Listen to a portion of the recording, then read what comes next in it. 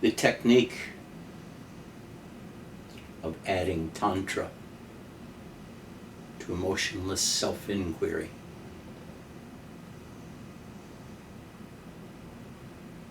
is to sit quietly, focus on the I am, the sense of I am, the feeling that I exist. Find it somewhere near your heart, whether when you look within you find darkness or you find light, depending on whether your third eye is still closed or it is opened. And stay there with the sense of I am. You feel the I am. You look at the I am. See if you see light. And you feel, to see if you feel energy. If you feel a vibration inside around the heart, something that tells you you exist.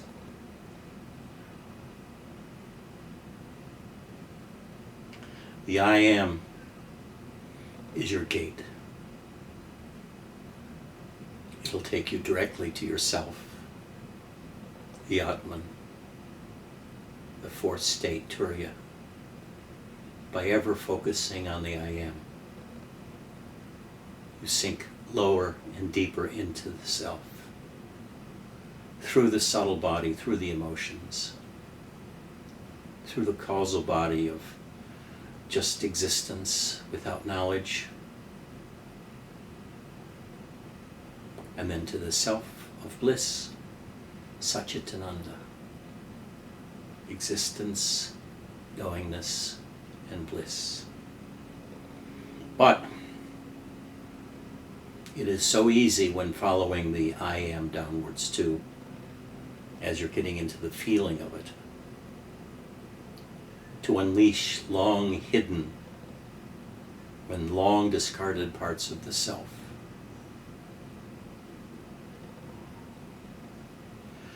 Depression, anxiety, fear, grief, death, sadness, anger, jealousy, hatred.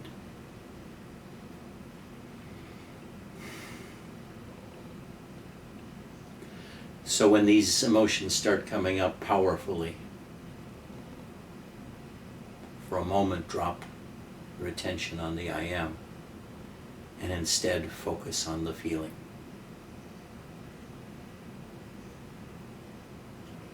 For example, a feeling of depression and loss. Some people even state that it feels painful. But if you try to get them to describe how they're actually experiencing those emotions in the body, they can't tell you how it's painful. Painful is just a label they give to it so that they don't have to face it. If it's painful, I can avoid it. What's the point of experiencing something painful if it can be avoided? So they just avoid feeling it because it's painful. But it's not painful. You experience it with your body and with your emotional body in a very specific way that can be articulated. And in that articulation, the feeling becomes quite different than what it initially appears to be. So, if it's depression, a lot of people will feel it as a sinking down into themselves, into the darkness of themselves, into the darkness of their inner emptiness. They get lower and lower in energy. They sink inside, downward, downward, downward. And they don't realize what a gift this is. For that feeling of loss, that feeling of grief, is taking the aware self deep, deep down inside, very close to Turiya, through the emotions, down to Turiya. And if you abide in that negativity, that supposed negativity, the depression and the grief, the pain of loss, just let it get closer and closer. Touch it with your imaginary fingers. Send out a tentacle from your heart. Touch it. And as it gets closer and merges into your heart, it takes you over. The depression gets very deep. The sadness gets very deep. Completely alone in complete silence. And it takes you over. And you're immersed in it. Until suddenly there's like a click. And the whole mood begins to lift. It rises up, rises out, it dissipates, it breaks up. And with it, the most stupendous bliss and happiness you can imagine arises. Underneath every strong emotion, there's even the negative ones of depression, loss, anger, fear, anxiety, which is a mood, not a feeling, lies bliss. Penetrate the feeling. Get into how it actually feels in your body and in your emotional body. Take a deep breath and relax and let it come into your heart. And after it is there and you rest there for a while, it transforms. It transforms into bliss, into happiness, joy, and a feeling in your body of such sensitivity. It's like anything better than sex.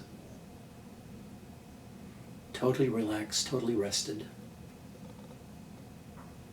Feeling bliss as vibration or as energies flowing through your body. And totally relaxed at the same time, so much so you don't want to move.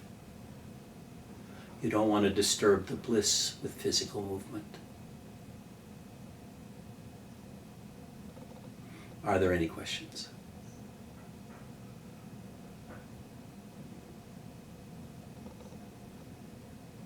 Are there any questions about the technique? I tell you about this all the time. But are you actually practicing it? Okay, Mountain has a question. She says that she tries this, but that as it approaches closer and closer, I guess she's talking about depression, seeing and feeling the tremendous pain and misery of mankind. When it gets too close, the pain is so severe that it prevents her from allowing it to engulf her completely. What to do?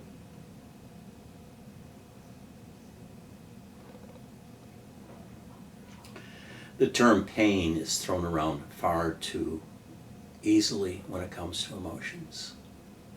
Emotions are only painful when we resist them.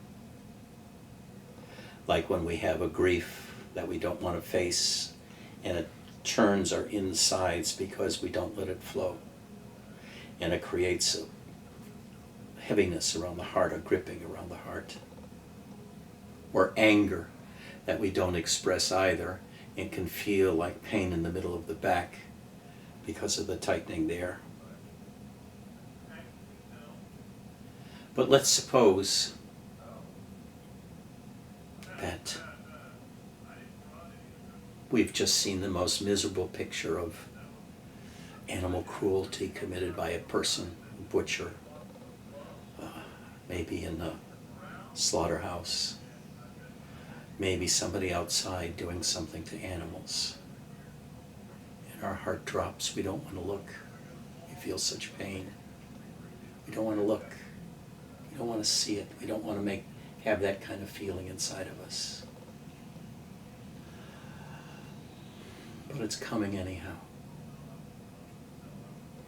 And along with it, we start thinking about all the suffering of mankind.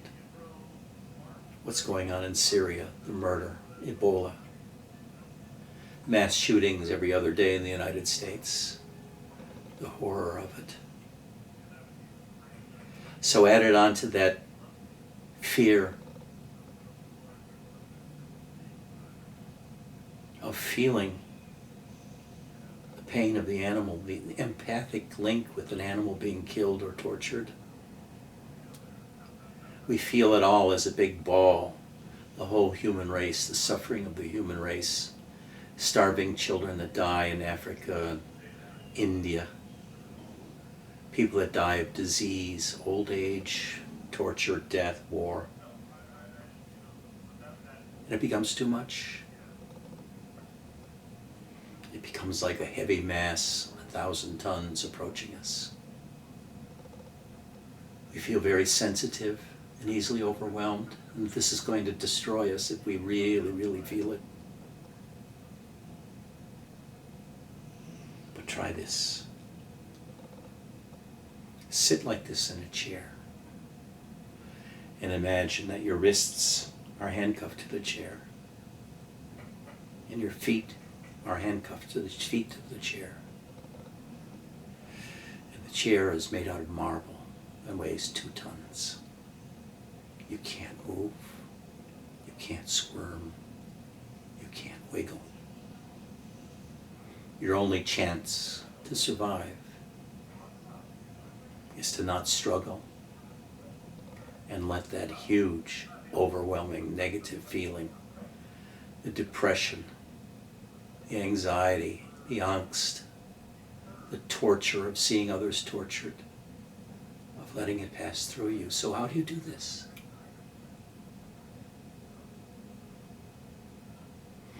You can feel it approaching you as a big, maybe brown ball with lots of rubbed edges. And it gets closer and closer, and your anxiety arises, and you watch it.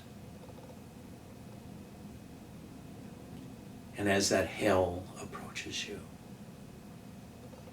that depression, that fear,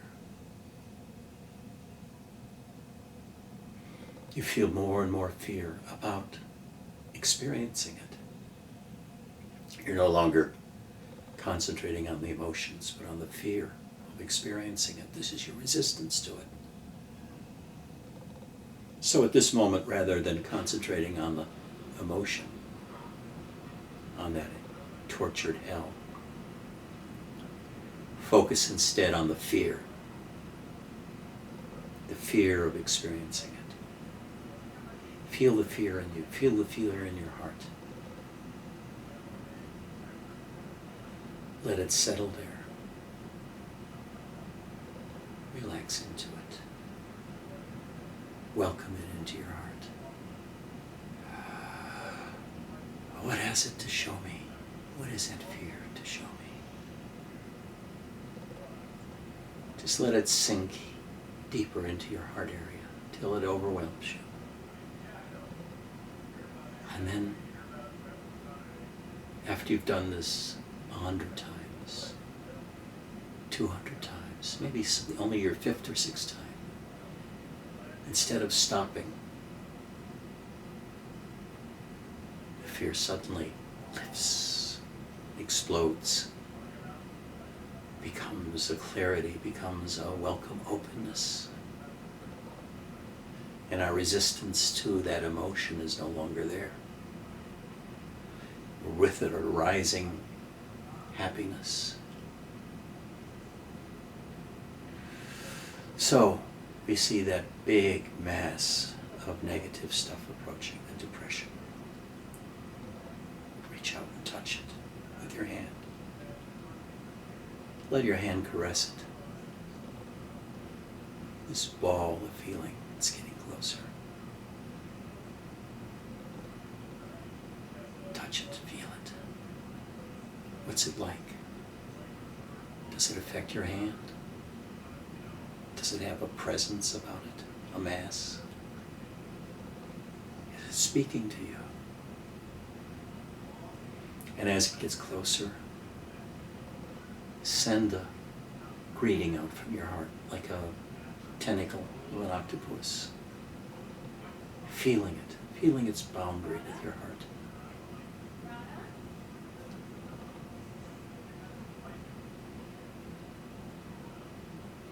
And with your fingers and with your heart, gently touching it,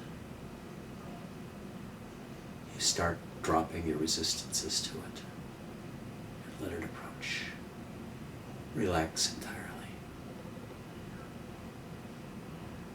Your heart feeling suddenly feels it from the inside. Comes closer and starts totally engulfing you. It's strange though, because there's a lightness about you too. Even while you're feeling that negative feeling. The lightness came from the disappearance of the fear of experiencing emotion. Now you can experience the emotion that you feared as it really is, not as you thought it would be. So it comes into you. Let's say it feels grief and despair. I'm helpless to change the world. There's such horror in the world, such brutality, such suffering. And I'm helpless to change it. I can't even watch it. And even as you're saying that, the sadness and the depression and the grief overwhelm you. You're engulfed in it. And you feel it carrying you downwards into your self, into the deeper self of you. Your mind is up here somewhere. Your communication is like this with your mouth. This is where you are. But as the sadness and depression come inside, you sink into your heart and deeper into your gut. And that feeling is all over you. Utter despair, utter depression.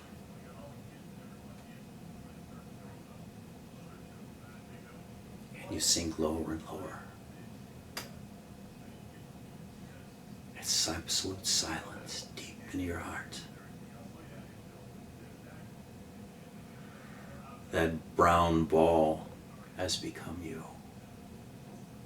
The most formerly disgusting emotion has now taken you deep, deep inside, close to Turiya, close to the self itself, the home of the self. And suddenly it begins to break up, to dissipate. You can feel the emptiness that's always been there permeating it, breaking it up, dissipating it like a cloud in the sky in a windy sky, where it dissipates rather rapidly.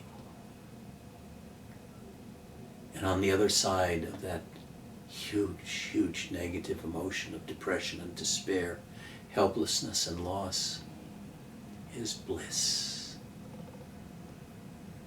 The most sublime bliss throughout your whole body and being. You're so happy. You're so happy to be released from that emotion, to have it added to you, to have that energy of that long, long denied feeling come into you and in your heart become transformed into new energy, new presence, into bliss, and to joy that extends throughout your whole body. You're totally happy. And maybe for the first time you've seen how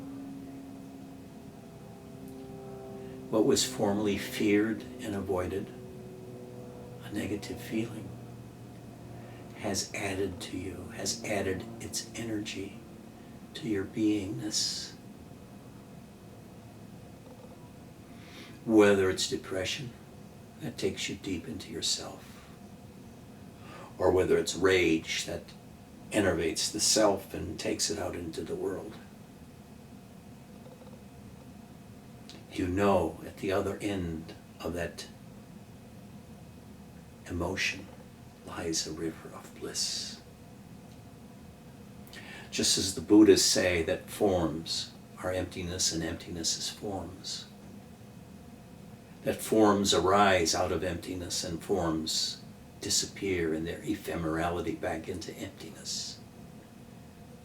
With emotions we can say, emotions are bliss, and from bliss emotions come.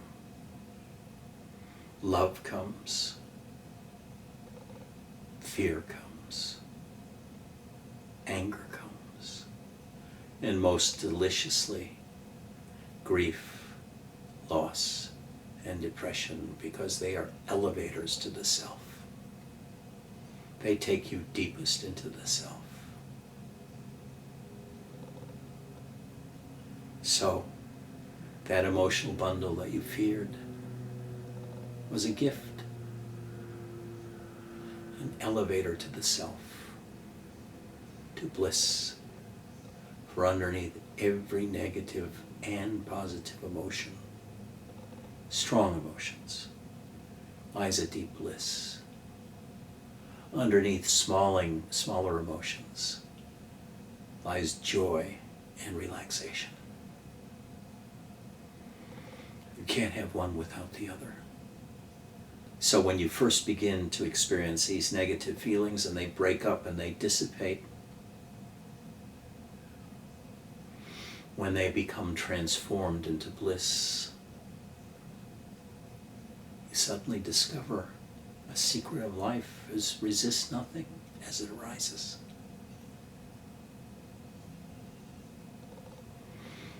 Let it arise within your heart. Let it hang out in your heart.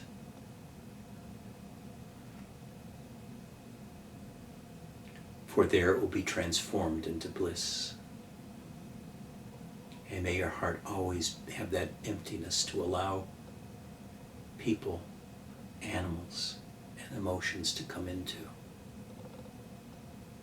For there, all this outer experience is experienced internally and is transformed into bliss.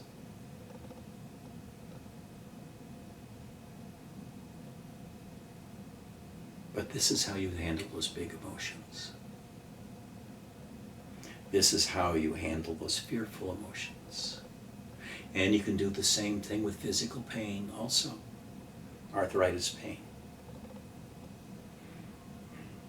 Any chronic pain with severe acute pain, it's very difficult, unless you're very well practiced in doing it, is to allow that pain into you too in the same way. And it dissipates, becomes manageable. But I also wanted to add that whatever brought you here to satsang, whatever you're seeking in spirituality, all of it lies within you.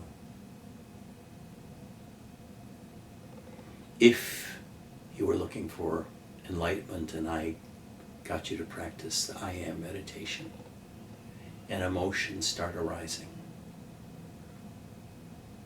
they are giving you the power to increase your ability to focus, your ability to love, your ability to attend, so that you can find the self. If you came here for knowledge, self-realization of the manifest self is knowledge. You become knowingness. Knowingness acquires a physicality that makes it almost like a new dimension of experience. You know so strongly and so thoroughly. You know with your body, you know with your subtle body, you know, powerfully like never before, with utter certainty. So much so, it's like you have a new way of experiencing the world through knowingness arising from the gut and from the heart, through the body.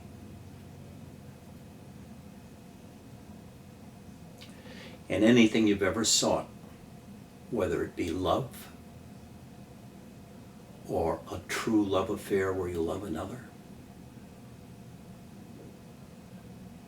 or knowledge,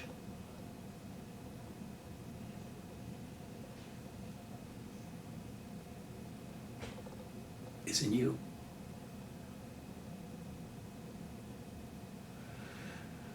When you practice meditation on the third eye and it opens up, the third eye opens up and light begins to flow throughout your inner world. And you can flow downwards to illuminate the inside of your body, the vacuousness of inside your body. And it illuminates the totality of the emptiness that you see subjectively that contains all inner experience, like thoughts, images, thinking, emotions, energies, the energies that flow inside, various colored patterns and around the heart, flow up the spine, flow out the eyes, flow out the mouth, flow out the fingers and hands, different colors, different patterns. All of this happens in the emptiness that is you. The emptiness that Buddhists talk about, where all phenomena return. And finally, you understand Buddhism. That is in you too. That emptiness is in you, as well as the light of consciousness from the third eye, filling that emptiness. That is you too. That is there too.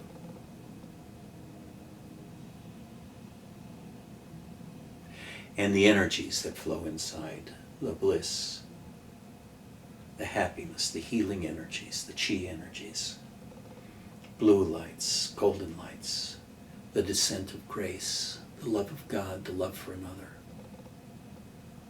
All of this is in you without an object.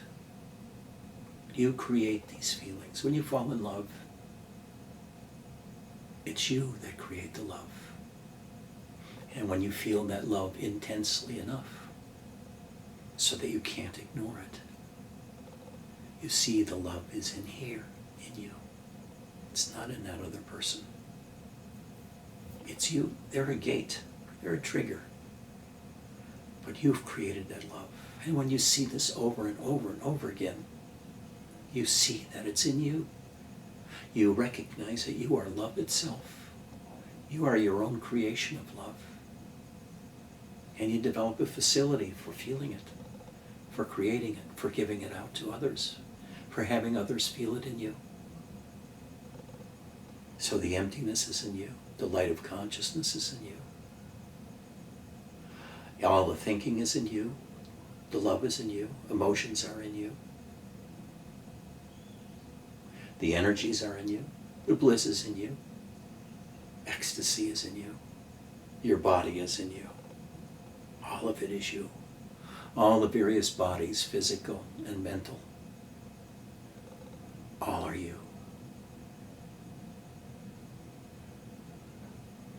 And you can feel, after a while, the coming and going of consciousness.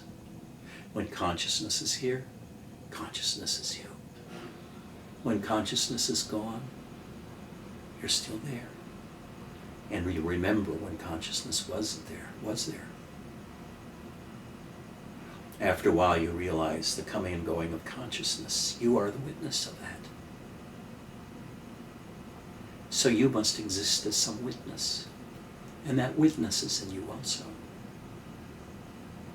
But moreover, what I teach most is realization of the self as the Atman, as that immanent strumming of the life force of Shakti by God that allows us to see, hear, touch, feel, love, learn, know. God has descended in us and lives through us. And we and God are companions, co-creating.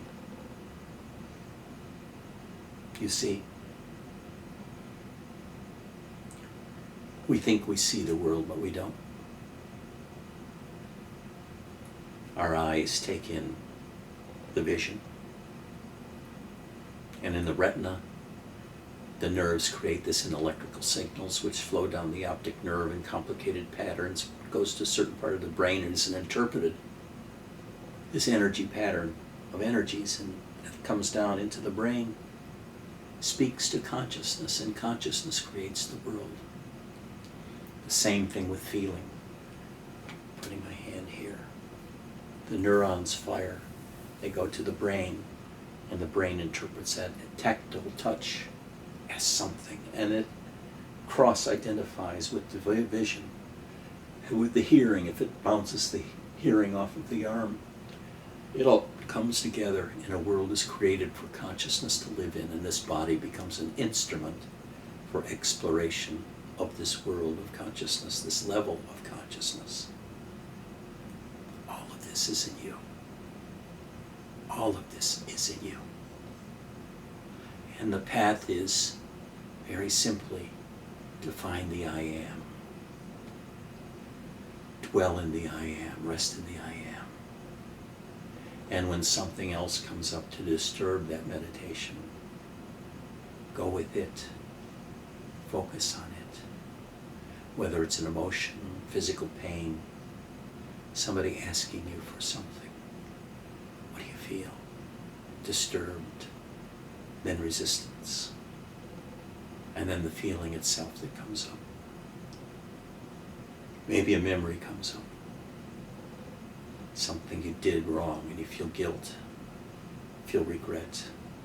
Let it come through you.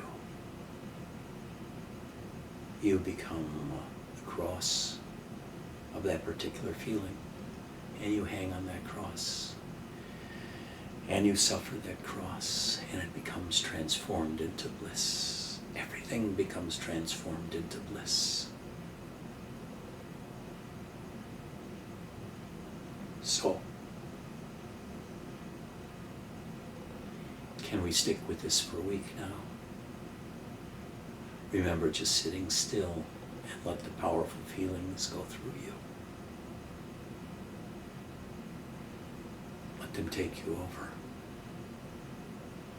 Let them transform you even as they are transformed inside your empty heart. Live from your heart. Open your heart. Because as Rumi says, that's where God lets the light in. Is in the pain and suffering of the heart. He knew so well that that suffering, when it enters the heart, becomes transformed into bliss and into the self. All that energy of the emotions is added onto the self.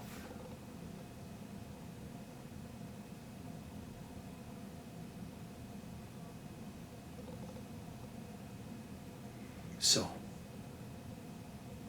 can you stay with this for the next week? Sit around a lot and feel yourself. Feel your body, feel your knees, feel your wrists, feel your hands. And go inside and feel your gut, feel your heart. You can feel the heart beating. Look for the I am, feel the I am. Look for the I am and feel the I am.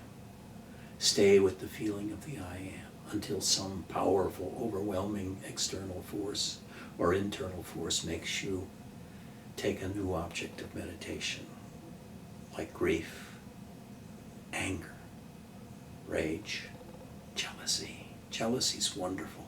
It's almost as good as depression. Stay with this for a week. I'll see you all next week. I love you all. Good night. Goodbye.